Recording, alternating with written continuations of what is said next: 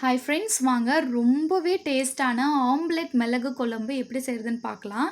இப்போ இந்த சைடு சட்டி வச்சுட்டு ஒரு 2 டேபிள் ஸ்பூன் எண்ணெய் ஊற்றிக்கலாம். எண்ணெய் நல்லா காஞ்சதுக்கப்புறமா மிளகு, சீரகம், கிராம்பு, கொஞ்சமாக சின்னதாக பட்டை சேர்த்து அது நல்லா புரிஞ்சு வந்ததுக்கப்புறமா ஒரு பெரிய வெங்காயம் எடுத்திருக்கோம், ஒரு 5-6 பல்லு பூண்டு, கொஞ்சமாக தேங்காய் எடுத்திருக்கோம், ஒரு பெரிய சைஸ் தக்காளி, நல்லா கனிஞ்ச தக்காளி, ஒரு கொத்து கருவேப்பிலை எடுத்திருக்கோம்.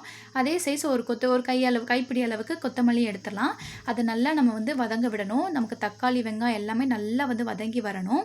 இப்போ நம்ம ஒரு டீஸ்பூன் அளவுக்கு மிளகாத்தூள், 2 டீஸ்பூன் மல்லித்தூள், 1/2 டீஸ்பூன் அளவுக்கு மஞ்சத்தூள் இதோடையே சேர்த்துட்டு நம்ம நல்லா இந்த தாளிக்கிற சட்னிக்கெல்லாம் நம்ம நல்லா வதங்க விடுவோம் பார்த்தீங்களா, அந்த மாதிரி நம்ம நல்லா வதங்க விட்டுறலாம். வதங்க விட்டுட்டு கொஞ்சமாக அதை நல்லா ஆற விட்டுருங்க. நல்லா ஆற விட்டு மிக்ஸி ஜாரில் சேர்த்து நல்லா நைஸாக இந்த மாதிரி கன்சிஸ்டன்சி வரைக்கும் நல்லா நைஸாக அரைச்சி எடுத்துக்கலாம். இந்த சைடு நம்ம சட்டியில் எண்ணெய் 2 டேபிள் ஸ்பூன் நல்லெண்ணெய் சேர்த்துக்கோங்க, ரொம்பவே டேஸ்ட்டாக இருக்கும். கொஞ்சமாக சீரகமும் கடுகும் சேர்த்துட்டு ஒரே ஒரு வரமிளகாய் சேர்த்து அது நல்லா பொரிஞ்சதுக்கப்புறமா ஒரு 10 சின்ன வெங்காயம் உரித்து எடுத்து வச்சுருக்கோம் முழுசாகவே, ஒரு கொத்து கருவேப்பிலை சேர்த்துட்டு நல்லா கண்ணாடி பதம் வர வரைக்கும் நல்லா வதக்கி விடுங்க.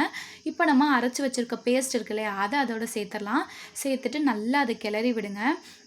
நல்லா அந்த வெங்காயத்தோடு சேர்ந்து வர வரைக்கும் கிளறி விட்டுட்டு இப்போ 1 டீஸ்பூன் அளவுக்கு காஷ்மீர் சில்லி சேர்த்துக்கோங்க, 1 டீஸ்பூன் அளவுக்கு கரம் மசாலா சேர்த்துக்கோங்க. சேர்த்துட்டு நல்லா கிளறி விட்டுருங்க. இப்போ நம்ம அரைச்சி வச்சுருந்த அந்த மிக்சியில் இருக்கும் இல்லையா மிச்ச அந்த பேஸ்ட்டு, அதில் நமக்கு தேவையான அளவுக்கு கொஞ்சமாக தண்ணி சேர்த்துட்டு அதையும் அதோட சேர்த்துடலாம்.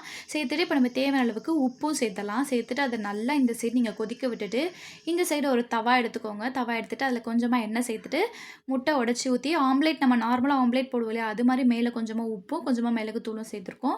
சேர்த்துட்டு அது ரொம்ப அதை வேக விட்டுறாமல் கொஞ்சமாக அது வேகும்போதே இந்த மாதிரி நல்லா திருப்பி எடுத்துக்கோங்க. இந்த மாதிரி திருப்பி எடுத்துட்டு இந்த சைடு பாருங்கள், நமக்கு நல்லா குழம்பு கொதிச்சிருச்சு. இப்போ நம்ம அந்த முட்டையை அதோட சேர்த்துடலாம். நாங்கள் 3 முட்டை எடுத்திருக்கோம். அது மாதிரி பொறுமையாக அப்படியே முட்டையை போட்டுட்டு அப்படியே அந்த குழம்பை முட்டை மேலே சேர்த்துட்டு பொறுமையாக திருப்பி விட்டிங்கன்னா சூப்பராக இருக்கும். நீங்களும் வீட்டில் கண்டிப்பாக செஞ்சு பார்த்துட்டு எப்படி இருக்குன்னு கமெண்ட்டில் சொல்லுங்கள்.